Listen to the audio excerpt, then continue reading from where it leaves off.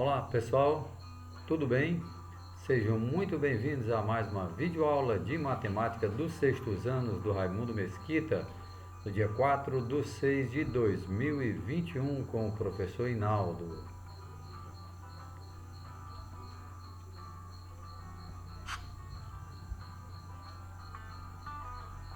O nosso tema de hoje abordaremos a ideia de número fracionário. Ideia de número fracionário. Vamos ver um exemplo aqui. Leia o texto a seguir. A seleção brasileira masculina de futebol encerrou sua participação na rodada eliminatória da Copa do Mundo de 2018 na Rússia, vencendo o Chile por 3-0. Ao final da 18ª rodada dessa fase, o Brasil conquistou a liderança com 12 vitórias, 2/3 dos jogos. Olha aqui, pessoal, ó. Ele já está colocando ideia de número fracionário aqui, 2/3 dos jogos. A seleção marcou 1/6 dos gols. Olha aqui a ideia de número fracionário de novo. Ó.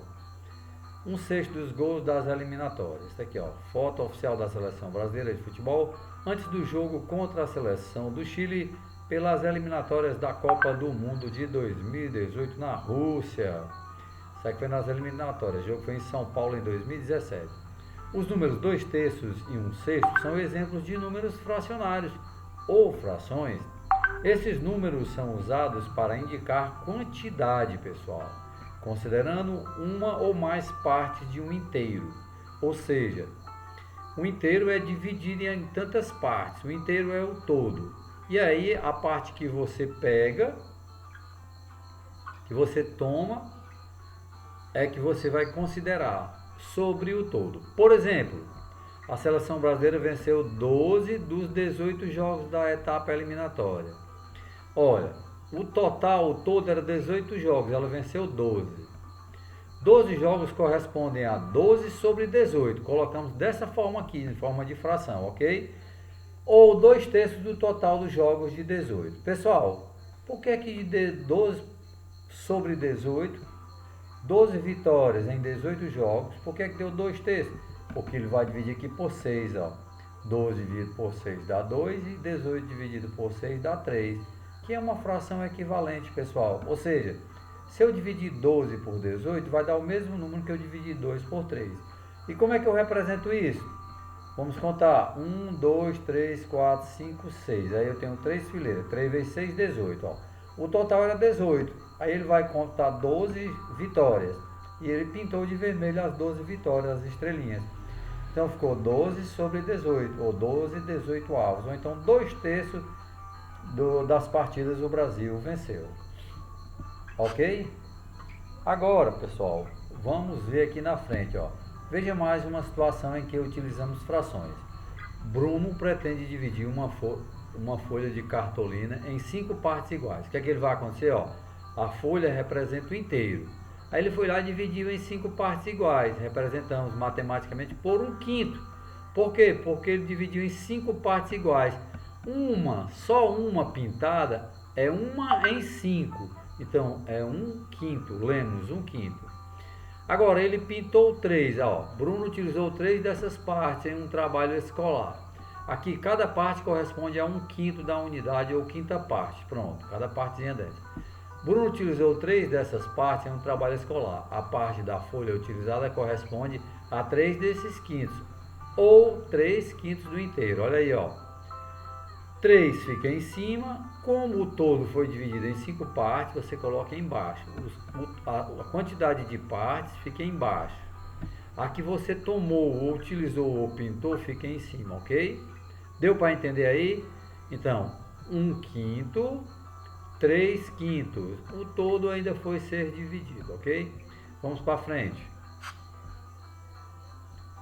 Observe alguns exemplos a seguir. A figura representa um inteiro que foi dividido em 6 partes iguais, em que 5 partes foram coloridas de azul. Ó. Então, se for em 6 partes, 6 vai ficar embaixo. Representamos a parte azul por 5/6. 6 é a quantidade de partes que foi dividida e 5 é a parte que foram pintadas. Então, nós temos 5/6. A figura representa o inteiro dividido em 8 partes iguais. Pessoal, aqui foi dividido em 8 partes. 8 já vai para baixo, ó. Em que 3 partes foram coloridas de verde, ó. 1, 2, 3. Então, 3 oitavos. Lemos 3 oitavos. Além da ideia de parte de um inteiro, como visto nos exemplos anteriores, as frações podem transmitir a ideia de resultado de uma divisão. Quociente. Quociente é uma divisão. Por exemplo, para dividir uns 3 goiabas entre 4 pessoas, você vai pegar 3, não dá para uma para cada, mas você vai pegar cada goiaba e vai dividir em 4 partes. 3 goiabas entre 4 pessoas. Podemos cortar cada uma das goiabas em 4 partes, porque aí vai dar uma parte para cada pessoa, em que cada parte representa um quarto.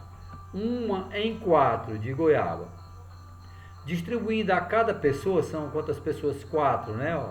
Então vai dar 3 partes, cada uma receberá 3 quartos de goiaba. Por quê, pessoal? Preste atenção, são 4 pessoas. Eu tenho 3 goiabas. O que é que ele vai fazer? Dividir cada goiaba em 4 partes. Aí, olha, uma pessoa recebe uma parte de uma goiaba, depois recebe uma parte de outra goiaba e outra parte de outra goiaba, que são 3. Então, uma parte mais uma, 2, mais outra, 3. De 4 que foram divididas. Então, distribuindo a cada pessoa 3 partes, cada uma receberá 3 quartos de goiaba. Ok? De modo geral, pessoal, podemos dizer que, ó, vamos representar de maneira geral uma fração. Ó, 2 números naturais, ou seja, de 0 até o infinito para o lado direito, que só são números positivos. Ó. Com B diferente de 0. Por que o B tem que ser diferente de 0? Porque o B vai ficar embaixo. E nada que fique embaixo pode ficar 0, porque eu não posso dividir uma coisa por nada, ok? Por 0. Quando escritos na forma A sobre B é um número sobre outro, pessoal. Isso aqui é uma forma geral que ele representa. Representa uma fração em que A, em cima, é o numerador, indica quantas dessas partes foram tomadas. B, denominador, indica de quantas partes iguais o inteiro foi dividido, como eu havia falado anteriormente. Lendo e aprendendo, ó, numerador e denominador. A nomenclatura usada para indicar os termos de uma fração tem origem no latim, uma língua antiga. Veja, numeratus, em latim quer dizer numerador, significa contar. Denominatus, denominador, significa dar nomes. Pense no caso da folha de cartolina dividida em 5 partes iguais. O nome de uma parte é 1/5, dado pelo denominador 5 e representado pela fração 1/5. Se contarmos 3 partes, podemos representá-los usando 3/5, cujo numerador é 3, quantidade contada. Que você utilizou 3, dá 5 partes. Ok, pessoal? Um pouco de história. Os egípcios e as frações. Na antiguidade, os egípcios utilizavam frações unitárias, isto é, frações obtidas tomando somente uma parte de um inteiro, dividido em partes iguais. A fração 2/3 é a única exceção. Observe estas representações empregadas pelos egípcios. Olha, um meio, o que é que ele colocava? Um círculo e 2 tracinhos. 1/3, um círculo e 3 tracinhos. 1/10, na realidade é uma elipse, não é um círculo. Uma elipse e o U de cabeça para baixo. 2/3, aí ele já utilizava essa outra simbologia aqui, ó. Para representar o número 1, os egípcios utilizavam o desenho de uma boca aberta, ó. Na realidade é uma elipse, o número 1, ok? As frações com o número... Olha, prestem atenção, pessoal. O número 1 era utilizado com uma boca. E aqui os tracinhos eram 2, 3, e eles se representavam com outras figuras a parte de baixo, ok? Vamos para cá, ó. As frações com numeradores diferentes de 1 eram expressas como a soma de 2 ou mais frações com numeradores iguais a 1. Veja o exemplo. Presta atenção, pessoal. Olha, você tem um meio do todo. Um meio é a metade, ó, daqui para cá. E eu vou escrever o que é melhor para você verificar. Isso daqui é a metade, representa um meio. Aqui a outra metade, representa mais um meio. 1 meio mais 1 meio é 1 inteiro. Só que ele dividiu o todo em 4 partes. E uma parte dessa é 1 quarto. Se você pegar 1 quarto mais 1 quarto, dá 1 meio. Então, vamos contar, ó. 1, 2, 3. 3 em 4, 3 quartos. Como é que ele obteve isso? Somando 1 meio, que é a metade, mais 1 quarto. Pegou essa parte aqui, que eu vou fazer um X, ó. 1 meio. E somou com essa, que eu vou fazer um círculozinho aqui, ó. Mais 1 quarto. Que era representado assim, ó. 1 meio mais 1 quarto. A soma dos dois dá 3 quartos. Ok, pessoal? Outros povos da antiguidade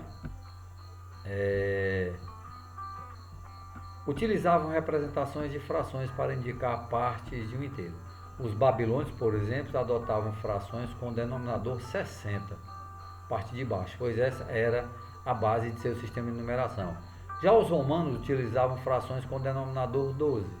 Essas variações são registradas em várias civilizações. A partir do século XVI, surgem as frações com numeradores maiores que 1, principalmente pela influência dos hindus, os indianos com o sistema decimal e dos árabes, que adotaram a barra para separar numerador e denominador. Uma barrinha, forma que usamos até hoje, ou seja, aqui é a barrinha, pessoal, ó, essa barrinha aqui, ó, 3 quartos, bota 3 em cima e 4 embaixo, bota uma barrinha. Ok, pessoal, um pouquinho de história para a gente ficar por dentro do assunto. E chegamos ao fim, pessoal. Mais uma aulinha com o professor Inaldo. Lembrando que enviarei um PDF com o conteúdo e a página com a atividade. Um abraço e até lá.